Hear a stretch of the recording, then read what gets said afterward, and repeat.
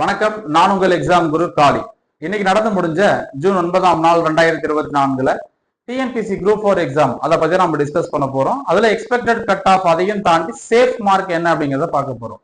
நான் இந்த வீடியோ முதல்ல சொல்லிடுறேன். கமெண்ட் செக்ஷன்ல போயிட்டு சார் நான் இந்த கம்யூனிட்டி இந்த கொஸ்டின் போட்டிருக்கேன், எனக்கு கிடைக்குமா கிடைக்காதான் தயவு செஞ்சு இந்த வீடியோ இல்ல எந்த வீடியோவும் கேட்காதீங்க. ஏன் அப்படின்னா யாருமே நம்ம வந்து டிஎன்பிசி போர்டு எல்லாம் கிடையாது, இதுதான் ஒரு இப்படிதான் நடக்கும் அப்படின்னு சொல்லிட்டு இந்த கட் ஆஃப்ல இருந்ததா கண்டிப்பா உங்களுக்கு ஜாப் கிடைக்கணும் அப்படி யாராலையும் சொல்ல முடியாது. போர்டுக்கே ஈவன் அது தெரியாது.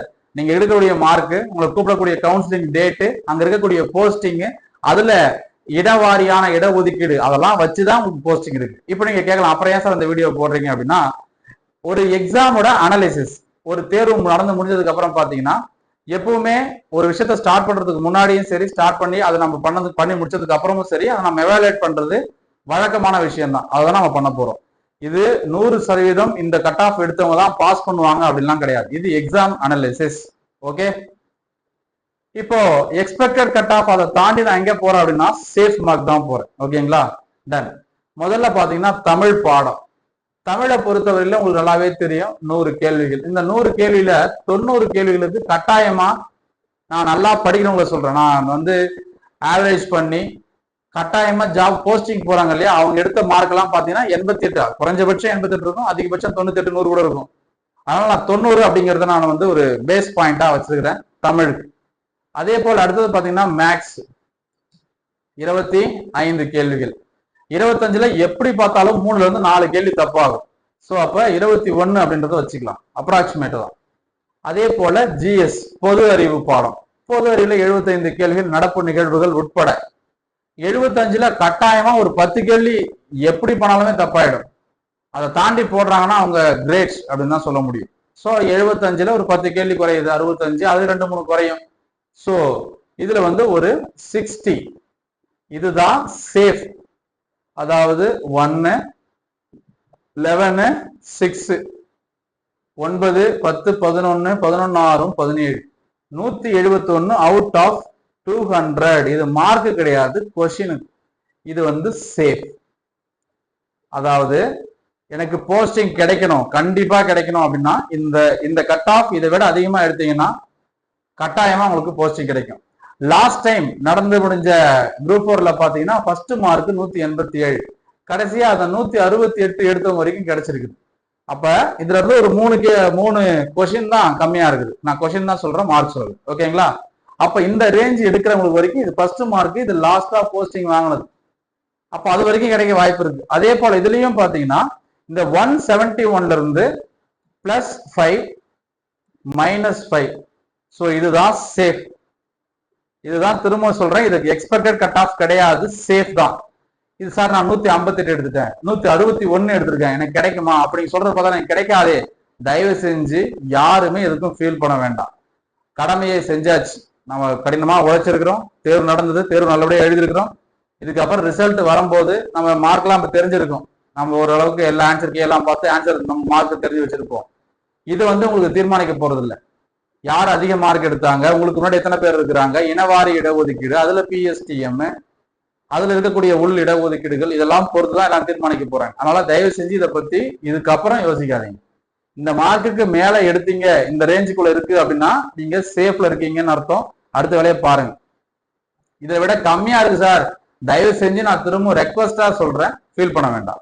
அப்புறம் எதுக்காக சார் இந்த வீடியோன்னு கேட்டீங்கன்னா, ஏற்கனவே சொன்ன மாதிரி உங்களை எவாலுவேட் பண்றதுக்கு தான், அடுத்த போருக்கு தயாராகிறதுக்கு தான் இந்த விஷயம். ஸோ நாம இதுல ஏதாவது சிறு சிறு தவறுகள் பண்ணியிருந்தோம்னா அதெல்லாம் ரெக்டிஃபை பண்ணி கரெக்ட் பண்ணி அடுத்தது போகும்போது ப்ராப்பரா போகணும் அப்படிங்கிறதுக்காக தான். இன்னும் நம்மளை இம்ப்ரூவ் பண்ணணும், அந்த ஒரு விஷயம் மட்டும்தான். இது 100% இந்த ரேஞ்ச் தான் இருக்கும் அப்படின்லாம் சொல்ல விரும்பல.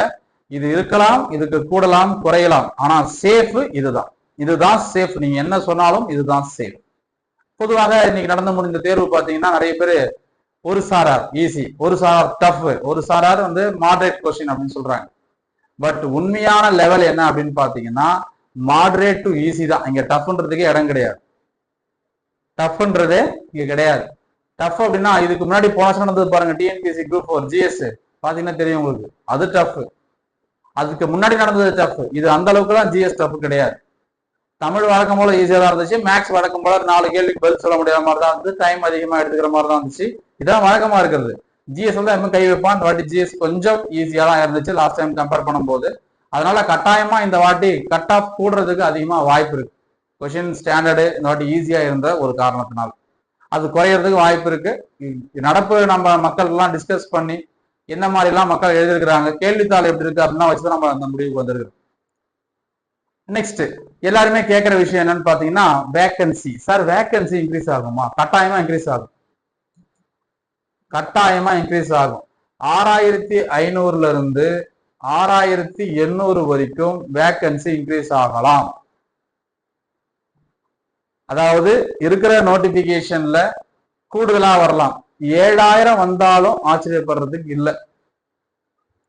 7000 வேகன்சிஸ் 6800 7000 வேகன்சி வந்தாலும் ஆச்சரியப்படுறதுக்கு கிடையாது. கண்டிப்பா வேகன்சி கூடும். எப்பவுமே டிஎன்பிசி குரூப் 4 எக்ஸாம் பொறுத்தவரையில இருக்கிற கட் ஆஃப், அதாவது இருக்கிற வேகன்சியை விட கடைசியா அந்த போஸ்டிங் போடும்போது போட்ட வேகன்சியை பார்த்தீங்கன்னா நோட்டிபிகேஷனுக்கு அதுக்கும் மிகப்பெரிய வித்தியாசம் இருக்கும். அதிகமா வேகன்சியே கூடும். சரிங்களா? இந்த விஷயத்த இன்னைக்கே மறந்துட்டு அடுத்த எக்ஸாமுக்கு தயாராகுங்க. டைமை வேஸ்ட் பண்ணாதீங்க. ஓகேங்களா? ஸோ இதுக்குள்ளார இருந்தீங்கன்னா சேஃப். இல்லை நான் பிஎஸ்டிஎம் வச்சிருக்கேன் சார் அப்படின்னு பார்த்தீங்கன்னா கண்டிப்பா பிஎஸ்டிஎம் ஒரு சின்ன ரோல் இதில் பிளே பண்ணும். -2 பிஎஸ்டிஎம் வச்சிருந்தீங்கன்னா -2. ஏன்னா நடந்து முடிஞ்ச டிஎன்பிசி குரூப் 2A நான் இன்டர்வியூ நடந்து முடிஞ்சது இல்லையா? நம்ம நண்பர் அபில்தேவ் வந்து செலக்ட் பண்ணியிருக்கிறாரு. Social welfare department already group 4 exam எழுதி பாஸ் பண்ணி ஜூனியர் அசிஸ்டண்டா ஜாயின் பண்ணாங்க.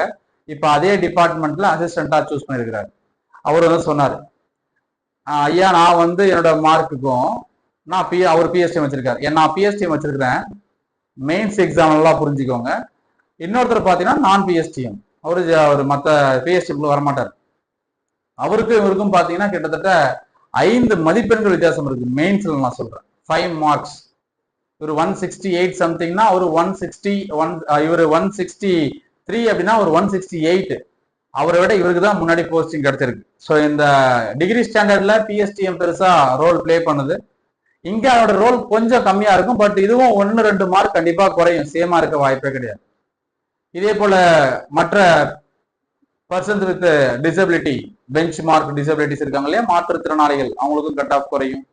அதே போல ஒவ்வொரு இனவாரியாகவும் இதுல கட் ஆஃப் குறையறதுக்கு வாய்ப்பு இருக்கு. நான் பொதுவாக சேஃப் மார்க்கை மட்டும் தான் சொல்லியிருக்கேன். தனித்தனியா ஒரு கம்யூனிட்டியை கொடுத்து அதுக்கு எக்ஸ்பெக்டட் கட் ஆஃப் இவ்வளவுதான் வரும், இப்படிதான் வரும்லாம் நான் வந்து ஏதாவது ஒரு வியூகத்தின் அடிப்படையில எனக்கு தெரிஞ்ச மாதிரி எனக்கு என்ன தோணுதோ அப்படி இல்லாமல் போடணும். இது ப்ராப்பரா எக்ஸாம் இன்னைக்கு நடந்த கொஸ்டின் பேப்பரை அனலைஸ் பண்ணி போட்டுருது. ஓகேங்களா? டன். தேங்க்யூ.